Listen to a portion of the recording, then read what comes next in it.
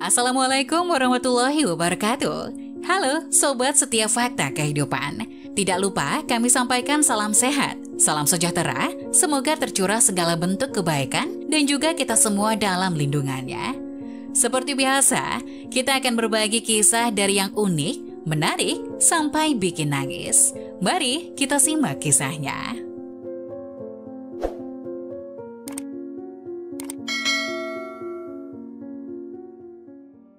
3 kali selingkuhi istri dan kecanduan judi, pria ini menjadi gila dan disiksa teman sendiri.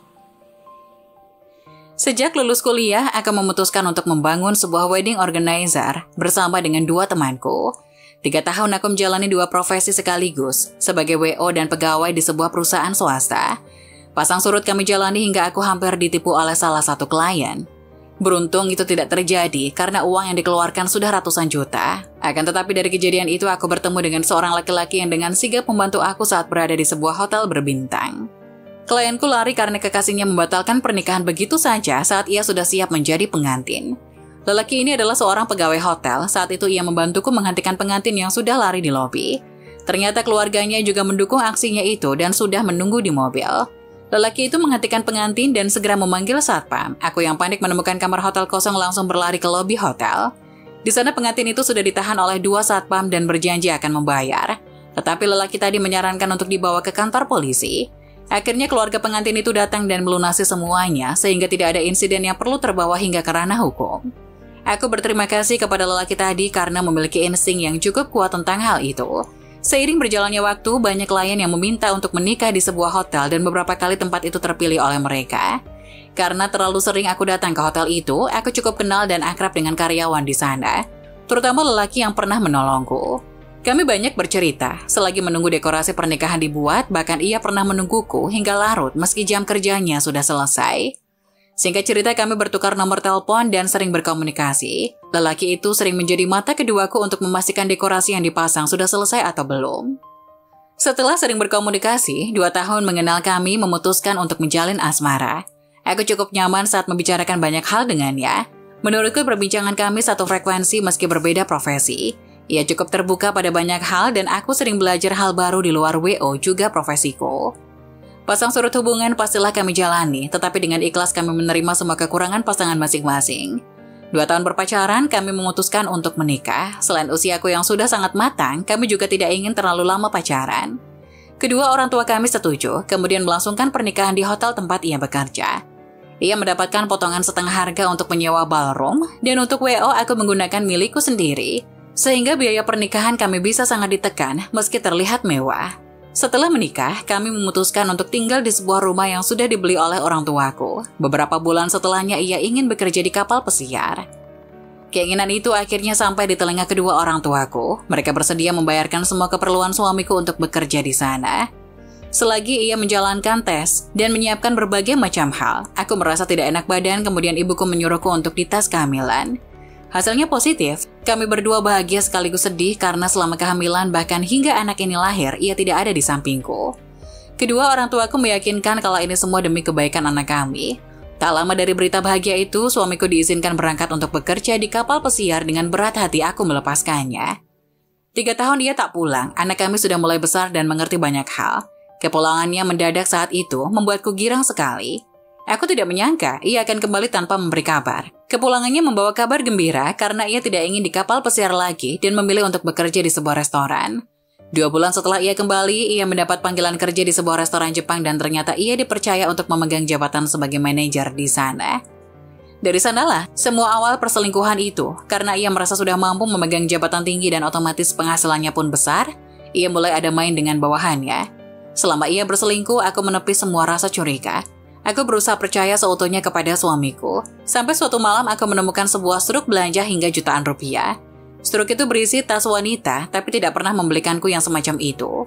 Kecurigaanku mulai menajam. Aku bertanya pada suamiku keesokan harinya dan dia menjawab kalau itu milik klien restoran. Klien itu meminta disiapkan hadiah untuk kekasihnya karena mereka sedang merayakan hari jadi. Setengah percaya aku padanya. Memang sih, di restoran seringkali ada pengunjung yang meminta disiapkan banyak hal untuk memberi kejutan pada seseorang. Aku menelan bulat-bulat semua kecurigaanku dan berusaha kembali percaya padanya. 2 bulan dari kejadian itu, teman sekolahku keterima di restoran tempat suamiku bekerja. Saat itu, ia sering bertemu dengan suamiku saat berada di dapur. Beberapa bulan di sana, ia mengatakan kepadaku kalau suamiku ada main dengan karyawan di sana karena sering menghampiri satu wanita yang sama. Aku merasa bersalah waktu menemukan struk belanja itu, kemudian aku berpikir, mungkin itu hanya sekedar urusan pekerjaan.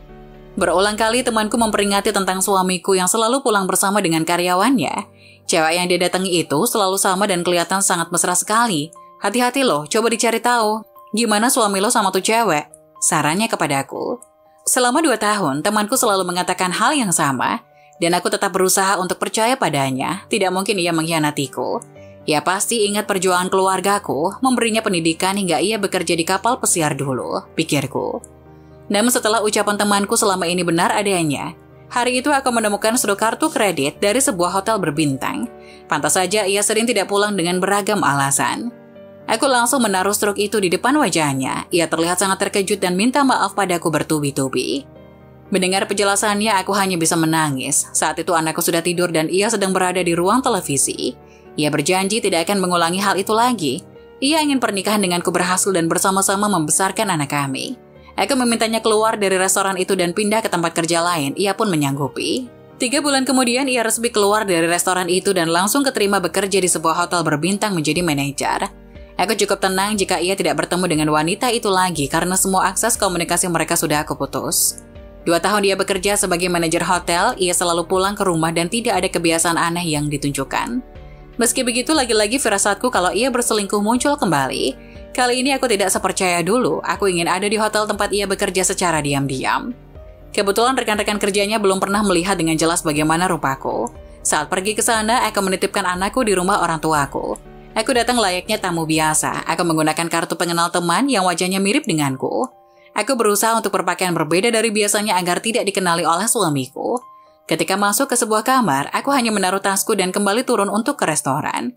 Aku memperhatikan suamiku berjalan mengecek pekerjaan bawahannya, sampai ia menggoda seorang wanita secara diam-diam di saat lobi hotel sepi tamu. Aku ikuti kemana suamiku pergi dengan masuk ke dalam lift yang sama dengannya. Beruntung aku tidak masuk seorang diri, banyak tamu yang lain yang ikut masuk ke dalam lift sehingga ia tidak memperhatikan satu persatu. Aku melihatnya turun di lantai 15, aku mengikutinya dan melihat ia memasuki satu kamar. Di dalamnya sudah ada wanita yang tadi ia goda dengan menggunakan baju seksi. Wanita itu terlihat sangat muda. Aku melihatnya mencium wanita itu dan kemudian masuk ke dalam kamar hotel. Saat itu sudah malam, aku memutuskan untuk kembali ke kamar hotelku dan menangis. Ia sudah berjanji tidak akan mengulanginya lagi, tetapi ternyata itu semua hanyalah kebohongan yang lain. Akhirnya aku menelpon resepsionis dan meminta untuk bertemu dengan manajer yang tidak lain adalah suamiku. Permintaanku disanggupi karena memang saat itu masih jam kerjanya. Aku menunggu sekitar 30 menit di dalam kamar sampai akhirnya ada yang mengetuk pintu. Aku mengeceknya dari lubang kecil, benar itu dia. Sebelum membuka pintu, aku sudah menyiapkan mental akan bersikap seperti apa. Aku membukanya sambil menyembunyikan wajahku di balik pintu dan ketika ia sudah masuk ke dalam kamarku, dengan prosedur yang ditetapkan, aku pun berbalik. Betapa terkejut dan kikuknya ia saat melihat aku sudah berdiri di hadapannya. "Sejak kapan kamu di sini? Kok kamu tidak memberitahu aku?" katanya sambil berusaha memelukku.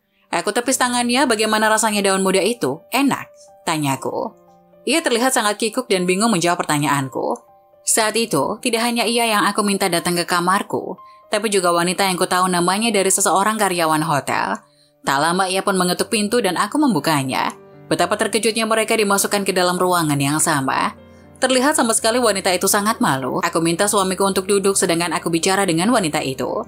Dari sana aku tahu kalau umurnya baru menginjak 18 tahun dan sudah menikah secara siri oleh suamiku. Mereka punya satu anak laki-laki yang sekarang tinggal bersamanya. Mendengar semua informasi itu membuat dadaku sesak. Ingin sekali aku tampar wajah wanita itu, tapi aku tahu yang sebenarnya jahat adalah suamiku. Ia bilang pada wanita itu kalau hubungan kami sudah tidak baik dan aku tidak bisa memiliki anak. Aku menyuruh wanita itu untuk duduk di kasur dan sekarang aku bertanya pada suamiku. "Apa alasan kamu mengatakan semua itu padanya? Kalau ingin bercerai, kenapa tidak bilang saja dari perselingkuhanmu yang pertama?" tanyaku. Wanita itu terkejut karena tahu kalau suamiku sudah pernah berselingkuh sebelumnya. Ia bukanlah orang pertama yang menjadi selingkuhannya, tapi ia menjadi wanita paling dirugikan karena sampai memiliki anak. Saat itu istri mudanya yang mengamuk dan meminta cerai dari suamiku. Aku pun memberikan pilihan yang sama.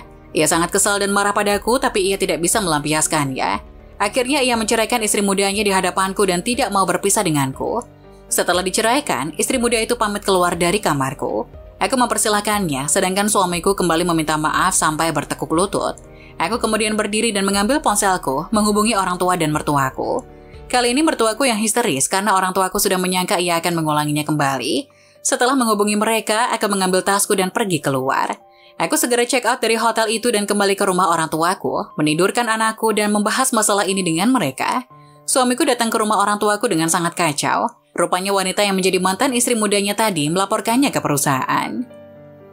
Entah apa hubungannya dengan hubungan mereka, belakangan aku tahu kalau karyawan yang menggunakan kamar hotel tanpa seizin perusahaan itu dilarang, dan wanita itu mengakui kesalahannya dengan membawa suamiku.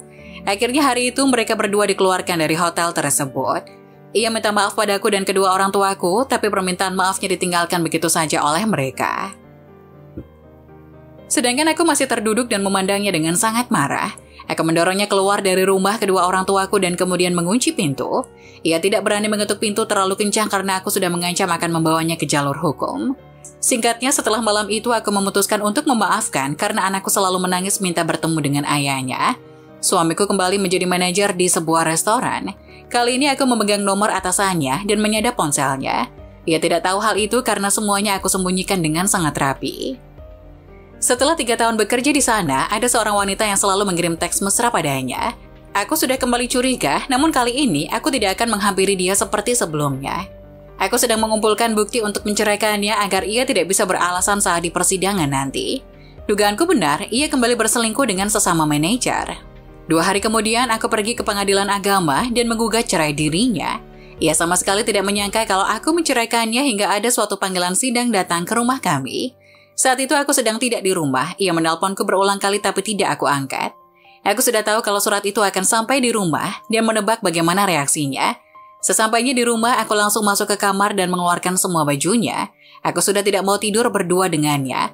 Aku mengajak anakku untuk tidur bersamaku. Ia terlihat sedang berpikir keras, entah apa yang sedang ia pikirkan. Sidang demi sidang kami jalani sampai akhirnya aku tahu kalau yang ia pikirkan saat itu adalah bagaimana caranya menguasai semua hartaku. Ia meminta rumah yang sedang aku tinggali bersama anak kami. Ia menganggap kalau itu adalah hartanya juga karena katanya dibeli setelah kami menikah. Padahal rumah itu pemberian orang tuaku dan dibeli setahun sebelum kami menikah. Akhirnya pengadilan memutuskan kalau itu tidak termasuk harta yang diperebutkan. Hak asuh juga murni jatuh ke tanganku. Ia tidak mendapatkan apapun dari pernikahan kami dan ia sangat mengancam tentang hal itu. Rupanya selama ini ia tidak ingin bercerai bukan karena aku dan anak kami, melainkan tentang harta yang aku punya. Kemana saja aku selama 10 tahun pernikahan dan baru menyadari setelah 3 kali diselingkuhi. Selepas perceraian, sepertinya dia sedang mendapatkan karma yang setimpal. Karena malu, orang tuanya atau mantan mertuaku tidak mau menerimanya lagi. Di saat dirinya bermain dengan wanita, ternyata mantan suamiku itu juga kecanduan judi online yang membuat hutangnya kini ada di mana-mana.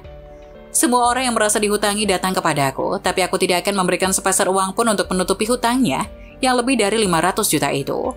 Kabar terakhir yang aku dapatkan adalah dirinya sekarang berada di rumah sakit jiwa karena beberapa kali ketahuan berusaha mengakhiri hidupnya, tapi beberapa kali juga gagal. Teman-teman yang memberinya hutang dan teman-teman yang sakit hati padanya tidak terima jika dia mati dalam secepat itu, hingga dia pun dibiarkan menggila, mengamuk di jalanan dan diciduk Satpol PP. Tidak ada yang mengakuinya sebagai saudara atau kerabat, hingga mungkin dia akan membusuk di rumah sakit jiwa itu.